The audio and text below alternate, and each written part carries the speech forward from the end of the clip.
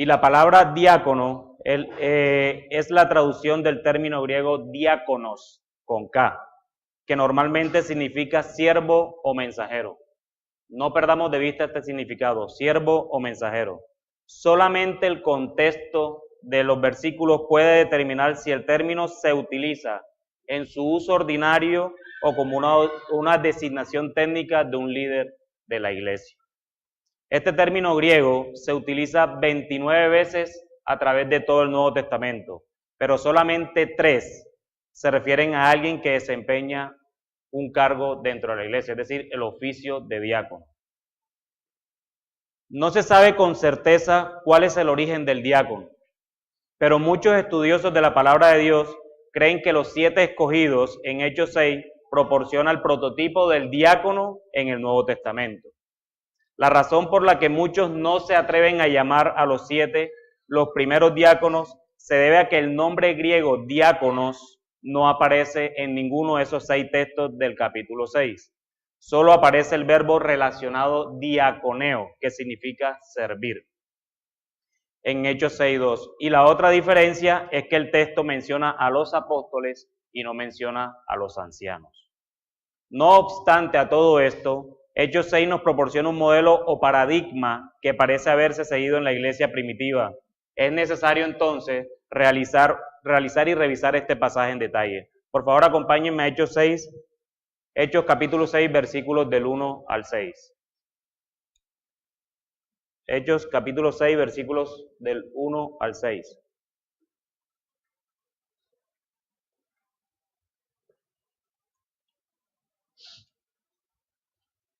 Dice así la palabra de Dios. En aquellos días, como creciera el número de los discípulos, hubo murmuración de los griegos contra los hebreos, de que las viudas de aquellos eran desatendidas en la distribución diaria. Entonces, los 12 convocaron a la multitud de los discípulos y dijeron: no es justo que nosotros dejemos la palabra de Dios para servir a las mesas. Buscad pues, hermanos, de entre vosotros a 7 varones de buen testimonio, llenos del Espíritu Santo y de sabiduría, a quienes encarguemos de este trabajo. Y nosotros persistiremos en la oración y en el ministerio de la palabra. Agradó la propuesta a toda la multitud, y eligieron a Esteban, varón lleno de fe y del Espíritu Santo, a Felipe, a Prócoro, a Nicanor, a Timón, a Parmenas y a Nicolás, prosélito de Antioquía, a los cuales presentaron ante los apóstoles, quienes orando le impusieron manos. Les recomiendo el nombre de Prócoro y Nicanor para los que pretenden tener hijos. ¿Qué pasa en estos textos? Hay 2 situaciones importantes. Hay un problema y hay una solución.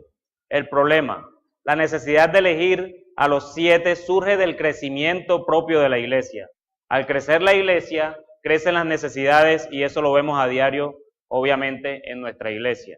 Las viudas, por ejemplo, dependían generalmente de otros para sus necesidades diarias. Un problema que surgió en la iglesia primitiva era que las viudas judías de habla griega eran descuidadas. Cuando a los 12 apóstoles les llegó la noticia del problema, se dieron cuenta de que permitir que ese problema continuara podría causar una división dentro de la iglesia.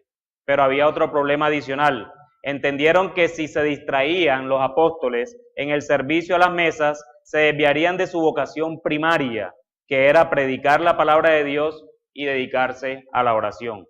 No es que era demasiado humillante para ellos servir a las mesas, sino que su ministerio principal era predicar la palabra de Dios. Y por lo tanto, llegó la solución. Los apóstoles decidieron convocar a todos los discípulos y presentar una solución a este problema. Elegir a 7 hombres para llevar a cabo la tarea de supervisar la distribución diaria de alimentos. Los miembros de la congregación no debían elegir a cualquiera que estuviera dispuesto a servir, sino a hombres que tuvieran buena reputación y que estuvieran llenos del Espíritu. Con los 7 designados para hacerse cargo del problema, los apóstoles pudieron dedicarse a la oración y a la predicación de la palabra. Todo esto lo podemos asociar perfectamente con las congregaciones de hoy.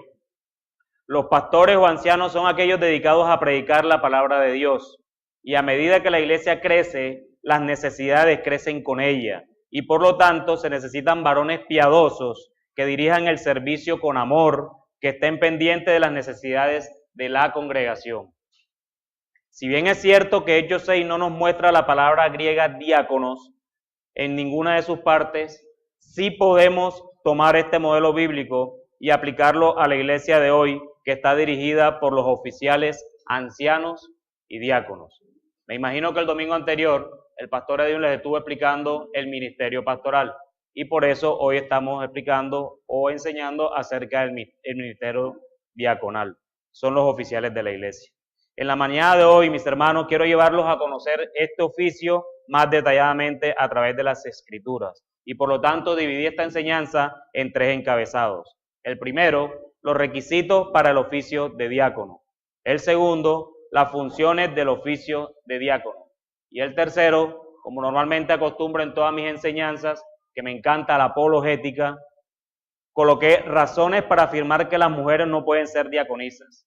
Además, porque hay un texto bíblico muy claro en Romanos que habla de diaconisas.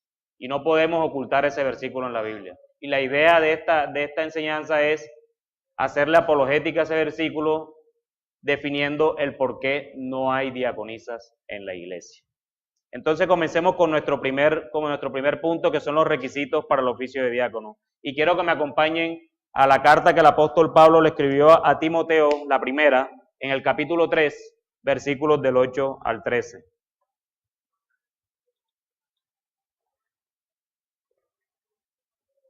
Les ruego, mis hermanos, que si tienen inquietudes, preguntas o quieren aportar algo, me permitan y lo hagan al final de la enseñanza para terminar toda la idea de cumplir con el objetivo.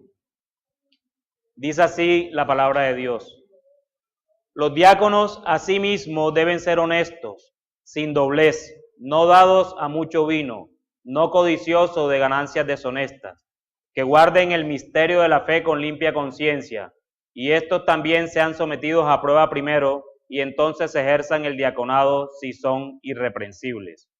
Las mujeres asimismo sean honestas, no calumniadoras, sino sobrias, fieles en todo. Los diáconos sean maridos de una sola mujer, y que gobiernen bien sus hijos y sus casas, porque los que ejerzan bien el diaconado ganan para sí un grado honroso y mucha confianza en la fe que es en Cristo Jesús. Vemos que la principal diferencia entre los requisitos del diácono y del anciano radican en los dones y en el llamamiento, mas no en el carácter. Hay muchas similitudes entre los requisitos del diácono y del anciano. Sin embargo, en este primer punto solo voy a hacer énfasis en aquellos requisitos que se mencionan en el diácono que no se mencionan en el anciano. Cabe anotar que no quiere decir que el diácono tiene que cumplir con algo que el anciano no. Y cabe anotar además que el diácono y el anciano tengan que cumplir con algo que los creyentes no. ¿Listo? Entiendan esto, mis hermanos, que este carácter, si bien es cierto, el apóstol Pablo se lo escribió a Timoteo, también es cierto que esto se extrapola a todo el pueblo de Dios. Entonces, el primer requisito que vemos es que el diácono debe ser honesto. El primer requisito que Pablo menciona es este. La palabra griega traducida como honesta es semnos. Aparece solamente 4 veces en el Nuevo Testamento. El término se refiere normalmente a algo que es respetable, que es digno, que es estimado. El diácono y su esposa deben ser personas honestas, respetadas por quienes los conocen. La tarea de un diácono está orientada al servicio. No obstante, eso no significa que el liderazgo de un diácono carezca de importancia. Este tipo de trabajo es a menudo crucial para la vida de la iglesia y requiere de alguien que sea respetado dentro de ella. En segundo lugar, vemos que el diácono debe ser sin doblez. El segundo requisito que se menciona consiste en que debe ser un hombre sin doblez. La palabra griega dilogos significa literalmente algo dicho 2 veces y aparece solo aquí en el Nuevo Testamento. Las personas con doblez dicen una cosa a unos, pero algo distinto a los demás. O dicen algo, pero quieren decir otra cosa diferente. Tienen 2 caras y no son sinceras. no se puede confiar en lo que dice y por lo tanto carecen de credibilidad. Los diáconos, por tanto, deben ser el tipo de personas que tienen mucho cuidado con lo que dicen, no diciendo lo que no deben y siendo fieles a la verdad en su hablar. Deben ser las personas que dicen la verdad en amor. No deben ser astutos ni maliciosos con sus palabras, intentando manipular situaciones para su bien personal. En tercer lugar, vemos que el diácono debe guardar el misterio de la fe con limpia conciencia. Pablo indica también que un diácono debe guardar el misterio de la fe. ¿Pero qué significa esto? Esta referencia al misterio de la fe es otra forma de hablar de Pablo acerca del evangelio. En consecuencia, esta declaración se refiere a las creencias doctrinales de un diácono. A diferencia de aquellos que han sufrido naufragios en la relación con la fe o en relación con la fe y cuya conciencia está cauterizada, los diáconos deben mantenerse siempre firmes en el evangelio, verdadero, sin titubear. No obstante, este requisito no consiste solamente en las creencias como tal, sino que también se deben sostener estas creencias con limpia conciencia, como lo dice el apóstol Pablo. Es decir, el comportamiento de un diácono debe ser consecuente con las creencias que tiene. Si no es así, su conciencia en cualquier momento hablará contra él y lo condenará. Por tanto, este requisito no solo habla de la doctrina de un diácono, sino también de su comportamiento. No es suficiente con tener un buen conocimiento sobre la profesión teológica de la iglesia, sino también que el conocimiento debe ir acompañado con el comportamiento adecuado. En este caso, una conciencia limpia de toda mancha de pecado. Pablo hace hincapié en la necesidad de que los diáconos sean sanos en la fe. Uno podría pensar que este requisito no fuera necesario, porque los diáconos no son responsables de la enseñanza de la iglesia. Óigase bien, los diáconos no son responsables de las enseñanzas de la iglesia. Repito, los diáconos no son responsables de las enseñanzas de la iglesia. ¿Cierto? ¿Estamos todos de acuerdo? Sin embargo, como oficiales y líderes de la iglesia, influyen en la vida y en las creencias de los otros. Por otra parte, simplemente porque los diáconos no estén obligados a enseñar, no significa que no puedan hacerlo. ¿Sí se entendió? No son responsables de la enseñanza de la iglesia, pero si el Señor le ha dado el don, evidentemente van a enseñar. Experiencia propia, mis hermanos. El diácono también, en cuarto lugar, debe ser probado, dice el apóstol Pablo. Aunque Pablo no especifica qué tipo de prueba se llevará a cabo, como mínimo los antecedentes personales del candidato, su reputación y su posición teológica deben ser examinadas. Pero no solamente deben ser probados los aspectos morales, espirituales y doctrinales. La congregación también debe considerar el servicio actual de la persona en la iglesia. Una persona con un corazón de diácono busca oportunidades para servir. Cuando se le dan a una persona más responsabilidades dentro de la iglesia, su capacidad para servir de una manera responsable y su habilidad para relacionarse con los demás deben ser siempre examinadas. Permitir que alguien que no ha sido probado sirva como diácono puede llevar posteriormente a muchos problemas. Por eso, un nombramiento, estoy hablando de ordenación, apresurado para esa posición es imprudente y contrario a la intención de los requisitos. Sin embargo, no se da un periodo específico de tiempo y es la iglesia local, a través de los ancianos, los que cogen cuánto es prudente el tiempo en que el diácono debe ser probado. Mis hermanos, los pastores deben ser probados. ¿Pablo dónde dice eso? No, no necesariamente. Y Pablo en ningún lado afirma que el pastor debe ser probado. Los pastores los escoge la iglesia, los escoge el Señor. La iglesia solo los reconoce. Mientras que a los diáconos, ustedes miembros los escogieron hace poco para que fueran probados. Vemos Hechos, ¿quién los escogió? La iglesia. ¿Y quién dijo que los escogieran? Los apóstoles. Escoger 7 varones. Además, en quinto lugar, el diácono debe tener una esposa honesta. Siempre se ha discutido si este versículo se refiere a la esposa del diácono o a una diaconisa, y esto lo vamos a ver más adelante.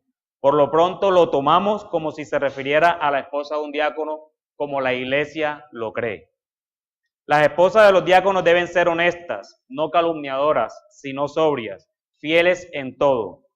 Primero, al igual que su marido, la mujer debe ser honorable o respetable. Segundo, no debe ser calumniadora o una persona que esparce rumores. La esposa de un diácono debe ser también sobria o sensata. Por tanto, la esposa del diácono debe ser capaz de ejercer buen juicio y no debe participar en cosas que puedan obstaculizar este juicio. Se me pegó lo de Wangi. Por último, debe ser fiel en todas las cosas. La esposa de un diácono debe ser una persona de confianza. El carácter de la esposa de un diácono es importante para el éxito del ministerio del esposo. Ella debe ser una persona comprometida, con dominio propio y fiel con su marido. Sin embargo, Pablo no dice que las esposas de los diáconos deben ser probadas. ¿Por qué? Porque el ministerio es del esposo, no de ella. Y mis hermanas, para ustedes, esto no solo le corresponde a la esposa del diácono, ¿cierto? Hay que vivir, no, todas. Hemos visto los requisitos para escoger diáconos dentro de la iglesia, donde hay un alto requerimiento de carácter, pero no quiero terminar este punto sin antes preguntarles, y espero y mediten esto como lo hice al principio. ¿Estos requisitos son solo para los diáconos? ¿Será que un creyente que no sea anciano ni diácono no necesitan de estos requisitos? Mi hermano, tú que estás aquí en la iglesia, que no tienes un cargo oficial dentro de la iglesia, ¿será que tú puedes ser deshonesto? ¿Será que tú puedes hablar con doblez? ¿O puedes andar con mucho vino? Muy bien. Entonces pasemos ahora a nuestro segundo punto y son las funciones para el oficio de diácono. El oficio de diácono es con frecuencia mal entendido. En muchas iglesias, los diáconos son los que proporcionan el liderazgo espiritual en colaboración con el pastor. Ellos participan en la toma de decisiones importantes y a menudo tienen participación en las tareas de enseñar y de pastorear. Sin embargo, según información que encontramos en el Nuevo Testamento, la función del diácono es, ante todo, una tarea de apoyo y servicio. Los diáconos son necesarios en la iglesia para dar el apoyo logístico y material para que los ancianos puedan concentrar todos sus esfuerzos en la enseñanza de la palabra. D.A. Carson señala, los diáconos eran responsables de servir a la iglesia en una variedad de funciones auxiliares, pero no disfrutaban de una reconocida autoridad para enseñar en la iglesia similar a la de los ancianos. De nuevo, eso no quiere decir que los diáconos no puedan enseñar, sino que simplemente no están llamados a enseñar o a predicar como un asunto de responsabilidad relacionado con su cargo como diácono. Si bien ustedes ven los requisitos de anciano y de diácono, el del anciano dice claramente que debe ser apto para enseñar. El del diácono en ninguna parte dice que debe ser apto para enseñar. Pero Dios ha dado dones y dones de enseñanza. Y afortunadamente para la iglesia, de pronto desafortunadamente para el diácono, que tienen esos dones, pues les toca servir y enseñar. Y gloria a Dios por sus vidas. Gloria a Dios por sus vidas. Los diáconos deben gobernar bien su casa y a sus hijos, al igual que los ancianos. Pero Pablo no compara el gobernar su casa con gobernar la iglesia, como sí lo hace con los ancianos. Esto debe obedecer a que los ancianos son los que gobiernan en la iglesia. Los diáconos tienen autoridad dentro de la iglesia delegada por la misma congregación que los escoge, pero nunca es la misma autoridad que tienen los ancianos. Ese punto también es importante. Los diáconos son autoridad, pero jamás tienen la misma autoridad que tienen los ancianos. Pero no se les olvide, son autoridad igual, solo que no igual a la de los ancianos. Los diáconos dirigen las funciones orientadas al servicio. La Biblia no indica claramente cuáles son las funciones del diácono, pero en base a las pautas establecidas en Hechos 6 con los apóstoles y los 7, parece mejor ver a los diáconos como siervos que hacen todo lo que sea necesario para permitir a los ancianos cumplir con su llamamiento de Dios de pastorear y enseñar a la iglesia. Así como los apóstoles delegaron responsabilidades administrativas a los 7, los ancianos pueden delegar responsabilidades a los diáconos, a fin que los ancianos puedan concentrar sus esfuerzos en otras tareas. En su papel de siervos, los diáconos se hacen cargo de los asuntos terrenales y temporales de la vida de la iglesia para que los ancianos queden librados o liberados para concentrarse en los asuntos espirituales. Los diáconos aportan mucha sabiduría y energía necesaria para atender las amplias necesidades físicas de la iglesia, utilizando a menudo esa provisión como oportunidad para ministrar también a las necesidades espirituales de los demás. Si bien entendieron este párrafo, sí es cierto que los ancianos están a cargo de la vida espiritual de las ovejas. Es su principal función. Pero también es cierto que los diáconos, a través de su servicio, nos enseñan mucho y ministran nuestras vidas. Como resultado de todo esto, cada iglesia local es libre de definir las tareas de los diáconos basadas en sus necesidades particulares. De acuerdo a 1 Timoteo 3, en donde se mencionan los requisitos, podríamos evidenciar algunas de esas funciones. Los diáconos parecen haber tenido alguna responsabilidad en el cuidado de las finanzas de la iglesia, ya que tenían que ser hombres que no eran codiciosos de ganancias deshonestas. Tal vez tuvieran algunas de las responsabilidades administrativas en otras actividades de la iglesia también, porque se esperaba que gobernara bien su casa y a sus hijos, a su casa y a sus hijos, sí.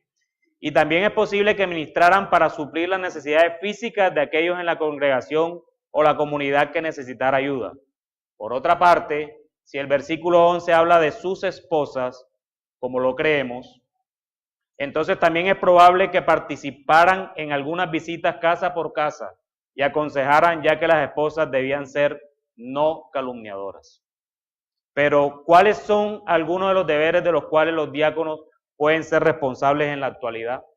Esto pasó en Hechos, esto pasó hace 2000 años casi. Pero hoy, ¿qué pueden hacer los diáconos en la iglesia? Nada. Por ejemplo, las instalaciones. Los diáconos podrían ser responsables de la administración y el mantenimiento básico del lugar de congregación. Eso incluye asegurarse de que el lugar esté preparado para el culto de adoración, como también podría incluir la limpieza, sonido, etc. También de la beneficencia. A semejanza de lo que tuvo lugar en Hechos 6 con la distribución diaria de alimentos a las viudas, los diáconos deberían participar en la administración de los fondos para los necesitados también. Podría ser una de las funciones. También en las finanzas. Ayudar a contar las ofrendas, mantener los registros contables para una información veraz y ayudar a hacer el presupuesto si lo amerita. La logística, cuando se presentan actividades extra iglesia, retiros, congresos, todo ese tipo de cosas que se necesita la ayuda de ellos para que los pastores o los predicadores se encarguen solamente del tema de las enseñanzas. Y quiero que reflexionemos en otra pregunta, porque entonces no quiero que cuando se vayan de aquí digan, bueno, entonces el sábado cuando me programen paseo, no señor, eso le toca a los 5 diáconos. No. ¿Será que nosotros debemos servir? Los diáconos son escogidos por nosotros mismos para que nos lideren en el servicio, nos lideren, no para que ellos lo hagan todo. Y hermanos, ¿saben una cosa? Siempre he creído que el sinónimo de creyente es servir. Creyente que no sirva, no he dicho eso. Hay que orar por él. Hay que orar por él. No sean tan condenadores. Es un sirviente que no cree, puede ser. Pero hay que orar por él. En serio, mis hermanos, y créanme que servir es sinónimo de ser creyente. Si el mismo Señor Jesucristo que vino y dio su vida por nosotros, dijo que Él no vino a ser servido, sino a servir, de ahí para abajo aquí nadie tiene coronas. Nadie. Todos debemos servir. Todos.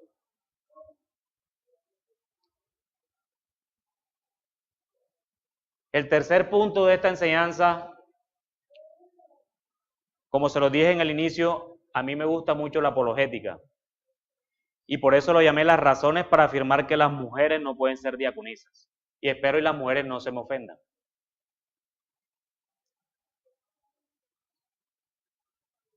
Y lo escogí previamente por algunos versículos que muchos difieren o que muchos utilizan para sustentar de que sí existen mujeres diaconisas en la iglesia. Y estoy hablando de diaconisas como oficial de la iglesia, no diaconisas como mensajeras o servidoras.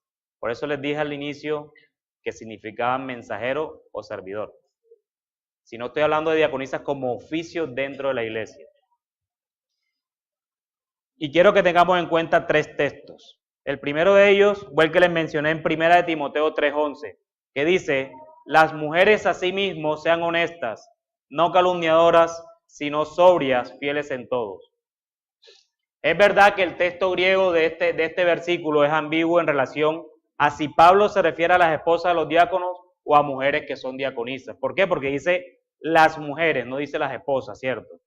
Pero las siguientes razones favorecen a que Pablo se menciona a que es esposa del diácono. En primer lugar, cuando estudiamos la Escritura, lo primero que tenemos que analizar, muchas veces leemos la Escritura y enseguida queremos mirar las aplicaciones. ¿Cómo aplica este versículo a mi vida? ¿Cómo lo aplico en la iglesia? ¿Cómo aplico en todos lados? Pero lo que se nos olvida es el contexto inmediato del versículo. ¿Qué pasó en la iglesia cuando Pablo escribió esto? En el contexto inmediato, el término griego guné se traduce como esposa. Por ejemplo, en el versículo 2 de ese mismo capítulo 3, Pablo dice que el obispo debe ser marido de una sola mujer, guné. Y en el versículo 12, es decir, posterior a ese 11, escribe de manera similar diciendo que los diáconos deben ser cada uno ser maridos de una sola mujer, guné. Por lo tanto, puesto que el uso de guné en el contexto anterior y en el contexto siguiente tiene el significado de esposa, entonces es coherente tomar del versículo 11 que se refiere a las esposas de los diáconos. En segundo lugar, si Pablo se refiere a las diaconisas como oficio en este versículo 11, deberíamos esperar por lo menos alguna referencia a su estado civil y fidelidad, como lo hace con los ancianos, como lo hace con los diáconos e incluso como lo hace con las viudas. Siempre se refiere al estado civil de ellos. En tercer lugar, sería muy extraño que Pablo diera los requisitos para los diáconos en los versículos del 8 al 10. Y más tarde se interrumpa para introducir un nuevo oficio de diaconisa en el versículo 11. Y posterior a eso, regresar al oficio de diácono en los versículos 12 y 13. Eso no tiene coherencia. Y recuerden que fue el Espíritu Santo quien inspiró a Pablo para escribir esta carta. Y nosotros tenemos un Dios de orden. Y en cuarto lugar, si Pablo tenía la intención de establecer un oficio adicional como el de diaconisa, es más probable que él lo hubiera hecho de forma explícita y no aprovechando que estaba escribiendo los requisitos para los diáconos. Mis hermanos, los ancianos tienen 15 requisitos. Los diáconos tienen 10 requisitos. Y si este versículo se refiere a las diaconisas, solo tendría 4 requisitos. Y peor aún, Pablo escribe en sus 2 cartas a Timoteo acerca del problema que tienen las mujeres porque han sido influenciadas por los falsos apóstoles o los falsos profetas. Y aún así Pablo solo dejaría 4 requisitos.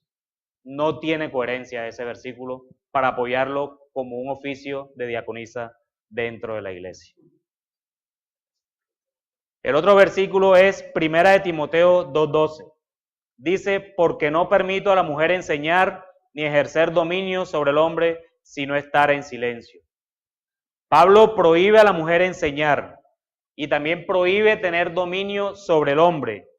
Muchos argumentan que debido a que el oficio de diácono no es un oficio en el que se enseña o se ejerce autoridad, la mujer se le permitía servir como diaconisa. Tal argumento, sin embargo, es poco convincente por las siguientes razones.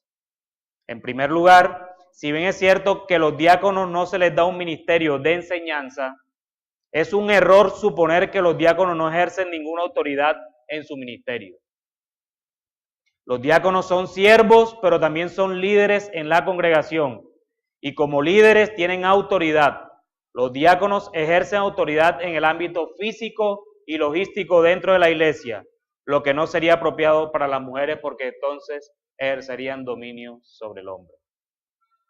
En segundo lugar, las personas nombradas para el cargo de diácono son por lo general designadas para esa posición ante la congregación y se les da el título de diácono, que lo distingue y lo separa de los demás oficios. Si no es así, ¿por qué razón es necesario diferenciarlos y darles un título diferente? En tercer lugar, si los diáconos no son autoridad, entonces, ¿por qué es necesario que cumplan con tantos requisitos? Si los 7 escogidos en Hechos no tienen autoridad, ¿por qué era necesario que tuvieran buena reputación y que estuvieran llenos del Espíritu? Y en cuarto lugar, hablando de esos 7, el problema que se presentó en Hechos 6 fue entre mujeres.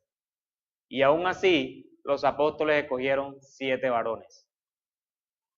Algo quiere decir eso. Quizás en el mundo de hoy te dicen, no, manda a tu esposa para que ella... Pero no, mis hermanos, los apóstoles decidieron escoger 7 varones.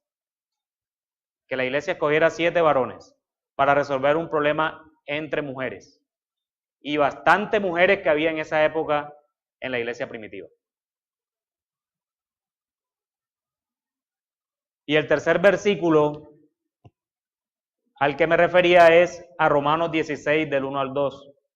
Dice así la palabra de Dios: os recomiendo además a nuestra hermana Febe, la cual es diaconisa de la iglesia en Cencrea, que la recibáis en el Señor como es digno de los santos, y que la ayudéis en cualquier cosa en que necesite de vosotros, porque ella ha ayudado a muchos y a mí mismo. No les niego que, de hecho, muchas iglesias tienen diaconisas basadas en este versículo, gracias a Febe. Pablo recomienda a Febe a la iglesia en Roma y le llama un diáconos. El griego de ese versículo 1 habla de diáconos de la iglesia en Cencrea, término masculino, diáconos. Si bien es posible que el uso que Pablo hace de diáconos es en el sentido más técnico de un oficio de la iglesia, incluso aún así, la evidencia para eso sigue siendo débil. En primer lugar, si bien es cierto que la forma masculina de diácono se utiliza para describir a Febe, esto puede deberse a que la forma femenina no existía en ese momento. Por tanto, el uso de la forma masculina no tiene ningún significado real aquí como oficio dentro de la iglesia, como un oficial. Por otro lado, si Pablo hubiera querido implementar una palabra femenina de diácono, lo hubiese hecho perfectamente porque ya había hecho usando otros términos dentro de las cartas, que él mismo creó para dar a entender la idea concretamente. Entonces, si Pablo deja el texto con el mismo significado masculino, quiere decir que no se refería a un oficio en la iglesia en Cencrea. Se refería más bien a una mensajera de la iglesia de Cencrea. Toda vez, y muchos eruditos confirman esto, de que fue a Febe a quien se le encargó la carta que Pablo envió a la iglesia de Roma. Entonces podemos ver este texto como una mensajera y no con el oficio de diácono femenino.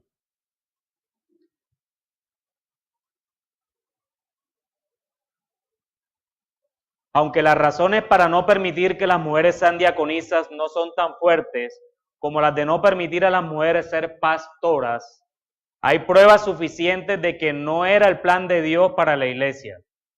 Es poco probable que 1 Timoteo 3:11 Pablo dé los requisitos para el cargo de una diaconisa. Muy poco probable. Más bien está identificando los rasgos necesarios para la esposa de un diácono. Permitir que las mujeres sean diaconisas también viola 1 Timoteo 2:12, donde se prohíbe a las mujeres ejercer autoridad sobre los hombres. La mejor evidencia donde se puede argumentar eso es Romanos 16:1. Sin embargo, viendo desde el griego, podemos ver y evidenciar claramente de que Pablo se refiere a diáconos en el sentido masculino. Por lo tanto, es muy débil utilizar este versículo para crear un oficio dentro de la iglesia que seguramente cuando se empiecen a adoctrinar bíblicamente van a tener problemas muy graves. Basar ese oficio en un solo versículo no es concluyente. Y para cerrar esta enseñanza, solo puedo decir, mis hermanos, que así como ustedes aman a sus pastores, amen también a sus diáconos. Ámenlos, respétenlos, obedézcanlos. No se molesten cuando les digan siéntense adelante. No se molesten cuando les digan pon a girar el aire. Ámenlo, mis hermanos. Ellos hacen parte de la iglesia y el Señor les ha dado dones para que sirvan. Y hay que glorificar a Dios por esos hombres que ha levantado dentro de la iglesia para servir. Y créanme una cosa, a mí, como se los dije al inicio, que me encantan las misiones. Hasta ahora, yo no he visto una iglesia tan bendecida con tantos hombres que quieren servir como la nuestra. Cuando uno va afuera se da cuenta de lo que tiene adentro. Como les dije al inicio, me encanta que nos preocupemos por la fraternidad, pero también puedo ver la bendición de Dios en aquellas personas que sirven dentro de esta iglesia, aquellas personas que se preparan para enseñar en otras iglesias. Afuera nos llaman, ustedes son una iglesia misionera. El Señor ha sido bueno con todos nosotros, mis hermanos. Así que ámenlos, sírvanles también, oren por ellos, páguenles no, mis hermanos. No, eso no, Efra.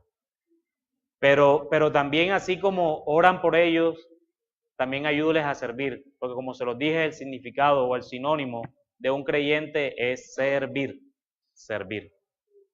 ¿Tienen alguna pregunta, algún comentario? Mi hermano Arnulfo. Hermano, para aclarar algo, si usted me colabora, yo entiendo aquí en Romanos 16 que Pablo resalta el servicio de Febe, porque es que al final del versículo dice, en cualquier cosa que necesite de vosotros, porque ella ha ayudado a muchos. O sea, que no solamente era mensajera, servía. No, sí, indudablemente. Bastante. Y ese es el oficio del diácono, ¿no? Es servir. Sí, pero por eso decía, el sinónimo de un creyente es servir. Es más, y les digo, todos deberíamos ser un diácono en potencia. Pero aquí no se refiere a diácono como un oficial de la iglesia. Y esas son las dos distinciones que debemos hacer. No es lo mismo que nosotros tengamos un corazón de diácono para servir a que seamos un oficial dentro de la iglesia. Pues ahí dice diaconisa de la iglesia. De la iglesia en Cencrea, y como se los estuve explicando, el texto griego, por eso es que cuando estos textos nos dejan confusos, hay que irse a los originales. Y el texto griego, ¿qué nos enseña? Que está hablando de diáconos en término masculino. Por lo tanto, si tú tomas ese término masculino para una mujer en un oficio de una iglesia, pues no da. No da. Para eso Pablo, si se hubiese querido referir a un oficial de una iglesia en Cencrea, él fácilmente ha podido inventar una palabra que quiera decir diaconisa, porque Pablo en otros textos ha inventado palabras en el griego para dejar una idea muy clara. Pastor. Y yo vi la mano de mi hermana Charito. Es que también hay un orden diferente, pero no sé si es el mismo tema. Sí, creo que el pastor va a hablar del mismo tema. Sí, a ver, el tema, creo que en casi todas partes se hace esta pregunta que mi hermano Arnulfo hace basado en Romanos 16 del 1 al 2, y creo que es el texto que más confusión ha creado en la iglesia. Pero tomando en retrospectiva la enseñanza, creo que el asunto se zanja definitivamente cuando en la Biblia se ve que no hay requisitos para una diaconisa en potencia. Así es. Los únicos requisitos son para un diácono. No hay manera de probar que Dios haya puesto una serie de características diciendo las mujeres que desempeñen el oficio de diácono deben ser de tal manera. Eso no los hay. Por lo tanto, esta irrupción tan fuerte de una idea de oficio de diaconal se hace en la historia es muy posterior a lo que en la iglesia existía. Incluso históricamente tendríamos que revisar cuándo inician los oficios femeninos en la iglesia. Y nos vamos a encontrar con la sorpresa que son más recientes de lo que nosotros pensamos y que vienen unidos al liberalismo teológico y demás. Sí. Mi hermano, y te complemento esa respuesta con otro ejemplo claro que hoy se ve también. ¿Los apóstoles existen? ¿Deben existir hoy? Pero los apóstoles como oficio. Pero todos los que enseñamos de alguna manera somos apóstoles por el significado de la palabra, que es enseñar, llevar la palabra. ¿Sí ves? O sea, la diferencia está en que no es un oficio, más sin embargo es servidora y seguramente era gran servidora por el halago que Pablo hace a la carta a los romanos, seguramente. Y eso incluso es un ejemplo para las hermanas de la iglesia. Pero fíjate también el tema de apóstoles. Los apóstoles como oficio dentro de una iglesia no existen, pero todos somos apóstoles en el sentido de llevar la palabra a los que lo llevan, por supuesto. No sé si ya queda clara mi hermana. Aquí.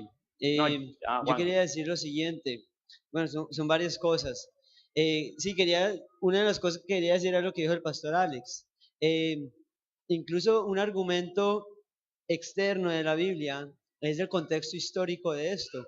No es hasta cuando el feminismo, esa filosofía se impermeabiliza en la sociedad, es que comienza a surgir eso. Pero a lo largo de la historia de la iglesia no hubo una mujer, el oficio de diácona en la iglesia, sino después de 1800, cuando comenzó el tema del feminismo. Pero lo que quería también decir era, en ese segundo versículo en pantalla, porque no permito a la mujer enseñar ni ejercer dominio sobre el hombre, sino estar en silencio.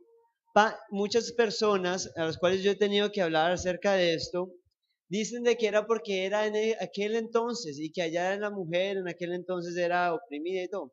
Sin embargo, el argumento de Pablo para esto, en el versículo 13 dice, su argumento no es cultural, sino es un argumento teológico.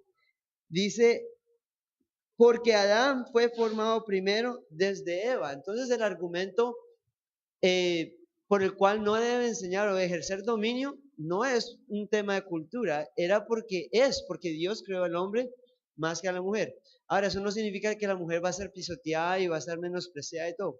El hombre y la mujer tienen la misma dignidad delante del Señor. Y para ello, en una enseñanza que yo di acerca del rol de la mujer, pueden saber más al respecto, pero quería dar ese aporte. Se dio propaganda. Charito, mi hermano Charito. Charito y después Efra para terminar, o si alguien tiene algo más. Esto no debe ofender a la mujer porque aquí no está hablando de capacidad. La mujer puede tener capacidad para enseñar, obedece a la imagen que Dios quiere mostrar en su creación. De hecho, las mujeres que somos madres enseñamos, pero enseñamos bajo sujeción del hombre. Normalmente no es, yo quiero hacer esto así tu papá no quiera, sino tu papá ha dicho que debes hacer esto y así lo vamos a hacer porque Él es quien dirige. El mismo Cristo, que es el modelo de las mujeres, no vino en nombre propio, vino en nombre del Padre. Y eso no le restó a él capacidad, ni autoridad, ni nada de eso. Él venía en el nombre del Padre, mostrando ese modelo divino. Y así mismo debe ser aquí en la tierra. No, de resto no es que culturalmente cambió porque Dios no ha cambiado. Dios es el mismo, es la imagen que Él quiere reflejar en su iglesia. Y de hecho, si una mujer es diaconisa, empieza a tener una imagen de autoridad. y eso desvirtuaría el modelo del cielo. Así es, mi hermano. Efra, o a la hermana, la última. Efra, quédate para el próximo domingo. Yo tengo una inquietud, o sea, si Dios nos ha dado a las mujeres también dones, talentos, y si una mujer tiene la capacidad para enseñar, ¿no sería de bendición también que ella lo pudiera compartir? O sea, una cosa es la actitud que asuma la persona de que como mujer va a ser superior al hombre, que pues no está bien, pero no sé, a mí me queda la sensación como de que la mujer está relegada. Pero estás hablando de enseñar en términos eclesiásticos. Sí, claro. No, mi hermana, porque es que, y así quería terminar yo esto. Esto no se trata de un machismo eclesial como tal. Esto se trata de ser obedientes a la palabra de Dios. Ahora bien, acá las mujeres enseñan a los niños en las escuelas dominicales y también enseñan a otras mujeres, ¿sí? Pero Dios ha estipulado que quien enseña en el púlpito para la iglesia el día de la adoración es el varón. Esto no se trata de que somos nosotros, es la palabra de Dios y debemos ser obedientes a él. ¿Y las mujeres pueden enseñar? Claro que sí. De hecho, a Timoteo, ¿quién le enseñó? Timoteo, la abuela y la mamá. Ahí están. Entonces hay un ejemplo claro que las mujeres sí enseñan, solo que a nivel eclesiástico les es prohibido enseñar. No lo digo yo, no lo dicen los pastores, lo dijo el apóstol Pablo e inspirado por el Espíritu Santo. Entonces yo creo que esto queda claro en ese punto. Mis hermanos, vamos a orar para dar fin a esta enseñanza.